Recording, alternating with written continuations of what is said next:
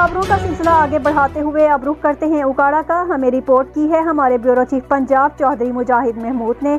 ज़ेरे तामीर इमारत में काम करने के दौरान 55 साला मजदूर गिर कर जाँ बहक। जरूरी कार्रवाई करने के बाद लाश मकामी पुलिस के हवाले। लारी अड्डा नर्स दिल्ली स्वीट्स के पास ज़ेरे तामीर इमारत में काम करने के दौरान 55 साला मजदूर दूसरी मंजिल से गिर गया। हादसे के नतीजे में मजदूर जख्मों की ताब न लाते हुए जाँ बहक हो गया। इतला मिलने पर रेस्क्यू 1122 की एम्बुलेंस जाए हादसा पर पहुंच गई।